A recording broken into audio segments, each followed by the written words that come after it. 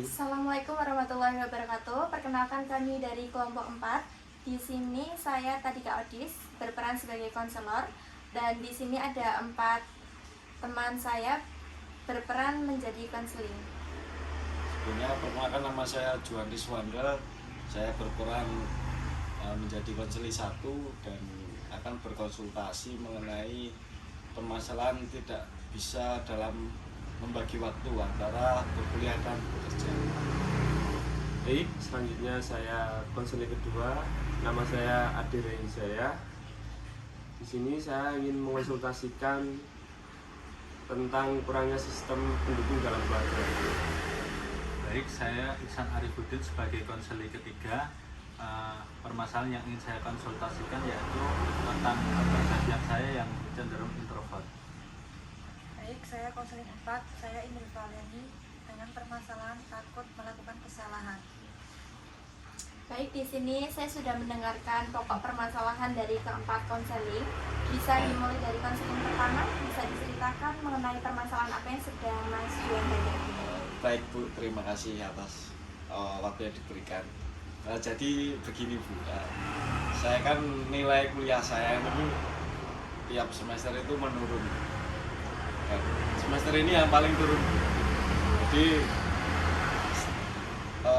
penurunan nilai ini dimulai ketika saya dipindah tugaskan dalam bekerja. Jadi saya pindah di fungsi lain. Jadi pekerjaan yang baru ini lebih menguras waktu dan pikiran.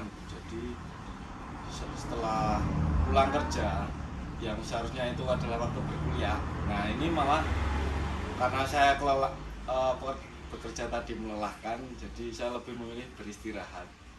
Jadi ya memang itu bukan alasan yang baik, tapi ya memang melelahkan Bu bekerja. Jadi pekerjaan saya ini jauh dari rumah juga Bu. Jadi di sana juga banyak pekerjaan, masih perjalanan jauh. Jadi untuk kuliah agak terganggu.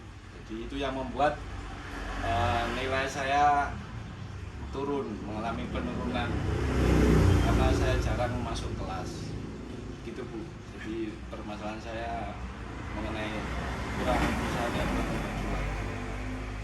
Baik, berarti di sini bisa saya simpulkan Mas Juan tidak bisa mengelola waktu secara efektif ya? Iya, betul. Di sini kita juga tahu ya, untuk berkuliah nyambi bekerja itu adalah pekerjaan yang sangat melelahkan. Tapi itu sudah menjadi pilihan Mas Juan. Jadi di sini saya hanya bisa memberikan saran. Untuk yang pertama itu Mas Juan bisa membuat list perencanaan. List perencanaan, tuliskan apa yang harus dilakukan setiap hari, mulai dari kegiatan bangun tidur sampai mau tidur. Jadi dengan list perencanaan itu nanti kegiatan Mas Juan sehari-harinya bisa lebih tertata. Untuk saran yang kedua, saya menyarankan untuk memberikan reward terhadap diri sendiri ataupun juga punishment. Rewardnya nanti bisa berupa refreshing, jalan-jalan dengan keluarga atau dengan teman. Reward diberikan apabila Mas Juan bisa menyelesaikan tugas dalam satu hari itu, bisa menyelesaikan kegiatan dengan baik antara bekerja dan juga kuliah. Untuk punishmentnya nanti bisa dilakukan apabila Mas Juan tidak bisa mengerjakan apa yang Mas Juan list di perencanaan Mas Juan dalam kesehariannya. Jadi nanti bisa dirapel di hari selanjutnya. Begitu Mas Juan. Oh ya, baik Bu. Mungkin saya akan mencoba saran yang pertama dari Bu mengenai membuat list kegiatan. Semoga setelah saya mencoba saran tersebut mendapat efek baik lah, dampak baik bagi saya. Terima kasih atas saran yang diberikan. Baik Mas Juan, semoga sarannya membantu. Konseling kedua, Mas Ade, silakan diceritakan tentang masalah yang sedang dihadapi saat ini.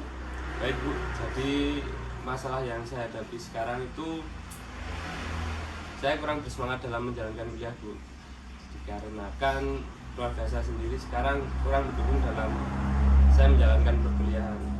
Terlebih di faktor ekonomi. Dalam semester awal itu saya mendapatkan 100% kiriman uang Bu. Terus berkelanjutan di semester berikutnya saya hanya mendapatkan 50%. Jadi saya dalam menjalankan kuliah itu kurang bersemangat Bu, dikarenakan dari kelas sendiri menyuruh untuk melunasi perkuliahan, sedangkan saya dalam ekonomi kekurangan Bu, jadi saya kurang bersemangat. Itu Bu sih permasalahan saya. Baik, berarti bisa saya simpulkan di sini permasalahan yang Mas Ade alami itu kurangnya sistem pendukung, terlebih di faktor ekonomi ya. Betul Bu.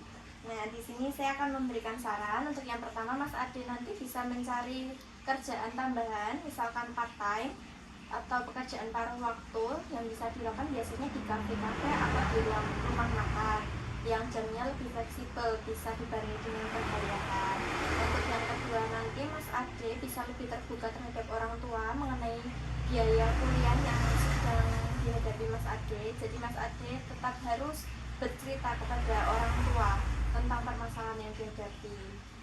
Jangan menyimpan biaya itu sendiri karena itu nanti pasti terlihat sangat berat, karena biaya kuliah itu bisa terbilang cukup mahal ya saat ini ya. Iya Mas Bu. Ade.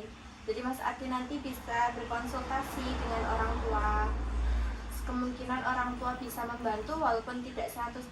Nanti kan Mas Ade bisa diselingi dengan bekerja paruh waktu untuk mendapatkan gaji tambahan agar bisa memenuhi pembiayaan kuliah. Atau Mas Ade bisa bertanya terhadap fakultas, apabila belum menyanggupi pembiayaan bisa meminta dispensasi terlebih dahulu. Gitu Mas Ade. Baik Bu, terima kasih atas sarannya. Mungkin saya akan mencoba mencari pekerjaan tambahan di luar perkuliahan untuk menunjang biaya perkuliahan saya. Terima kasih Bu. Baik Mas Ade, semoga bisa membantu. Amin. Selanjutnya Mas Iksan terlihat sangat lesu sekali. Iya, Mas. Bisa diceritakan permasalahan yang sudah dihadapi Mas Iksan?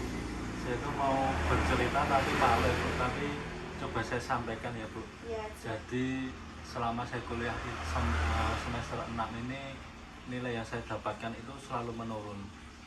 Apakah itu mungkin karena sifat introvert saya yang cenderung menutup diri, jadi saya kurang teman, mau tanya tugas juga selalu keteteran dan malu.